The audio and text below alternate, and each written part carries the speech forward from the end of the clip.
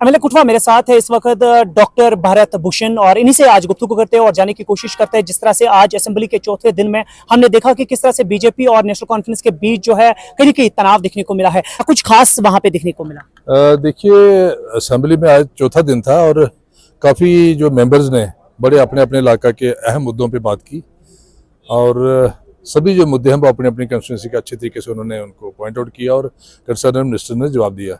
शुगन परिहार ने एक message deliver की थी, वो स्पीच दे रही थी। ड्यूरिंग द स्पीच कुछ एमएलएज ने जो है उनको तनकीद का निशाना साधा, और उस चीज़ को आप कैसे देखते हैं? देखिए, वो अपने इलाका की मसले को उठाना चाह रही थी कि उनका कोई रोड था, उसको जितनी भी पुरानी गवर्नमेंट्स हुई उनको इग्नोर किया गया और रोड को जानबूझ के नहीं रखा गया, जबकि वहाँ लोगों को काफ़ी दुश्वारियाँ हैं।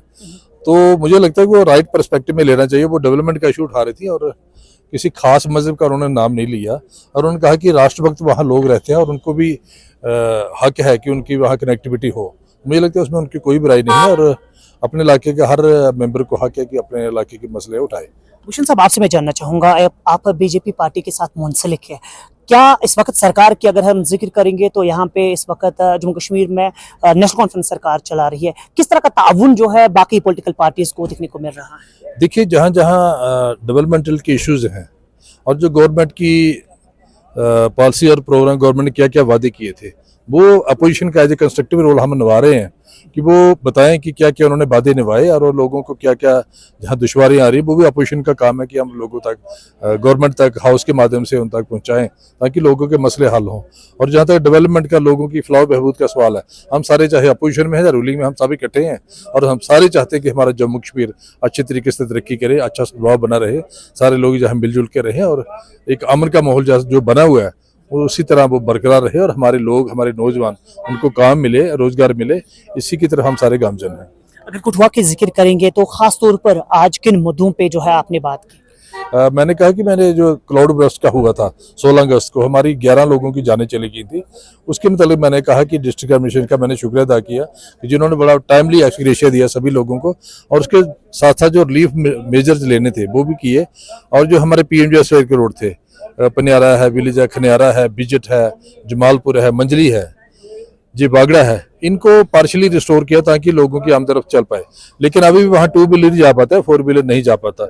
उससे जो स्कूल गोइंग बच्चे हैं उनको मुश्किलें आ रही हैं, प्रेग्नेंट लेडीज़ को, लैक्टेटिंग मदर्स को, या जो पेशेंट्स हैं वो अस्पताल नहीं पहुंच पा रहे हैं 4 व्हीलर की गाड़ी नहीं होने की वजह से। तो लिहाजा मैंने कहा कि PMGSY के जो रोड्स हैं इमीडिएटली गवर्नमेंट को वहाँ फंड देने चाहिए ताकि वो रोड रिस्टोर हों। और ज़्यादा स्ट्रेच भी नहीं है, 15-20 किलोमीटर का सारा स्ट्रेच है 11-12 विलेजेस में और थोड़े से पैसे लगे और सारा जो कनेक्टिविटी हम लोगों को चाहिए, उसके लिए मैंने गवर्नमेंट का ध्यान दिलाया। और साथ साथ में इसी क्लाउड बर्स्ट में हमारा जो पानी की पाइपें सारी बह गई थी इन विलेजेस में, पानी की सप्लाई सारी ठप है और टैंकर कोई 1-2 किलोमीटर तक जा पाता, आगे नहीं जा पाता। वो भी मैंने कहा कि वो टैंकर की कब तक वो टैंकर चला पाएंगे, वो आप उसको परमानेंटली वाटर सप्लाई लोगों की बहाल की जाए, उसके लिए भी मैंने कहा कि रुकमत जारी की जाए। डॉक्टर साहब, आपसे मैं जानना चाहूँगा, क्या हम ये मान सकते हैं कि जिस तरह से यहाँ पे नेशनल कॉन्फ्रेंस और बीजेपी के बीच जिस तरह से तू मैं दिखने को मिला है, उनके बीच टकराव दिखने को मिलता है, क्या असेंबली सेशन में ऐसा होना चाहिए? देखिए कि जो एक डेमोक्रेसी का एक असूल है कि अपोजिशन अपनी बात उठाए और गवर्नमेंट का काम है उसको रिस्पॉन्ड करे। कई बार मैं देख रहा हूँ कि हमारे जो सीनियर मंत्री भी हैं वो बड़े जल्दी तलखी में आ जाते हैं, उनको समझना चाहिए। नेशनल कॉन्फ्रेंस की बात करें बीजेपी? मैं गवर्नमेंट की बात कर रहा हूँ। गवर्नमेंट के जो कुछ मंत्री मैंने देखा कि वो बड़ा इमीडिएटली रिएक्ट कर जाते हैं।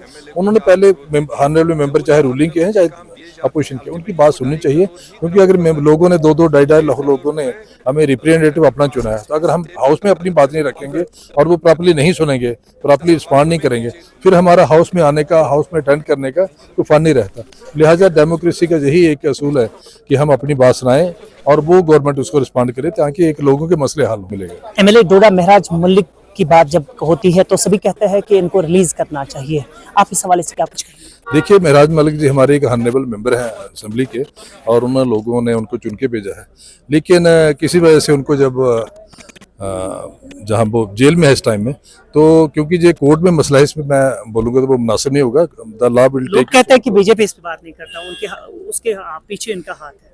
नहीं, मैं इसमें नहीं जाना चाहूँगा, लेकिन अब जो क्योंकि अभी वो जेल में है और कोर्ट में मसला है, तो लिहाजा मेरे लिए मुनासिब नहीं होगा उस पर बात करना। लेकिन मैं यही कहूँगा कि वो भी हमारे ऑनरेबल मेंबर हैं, आप और मानते हैं पीएसए नहीं लगना चाहिए?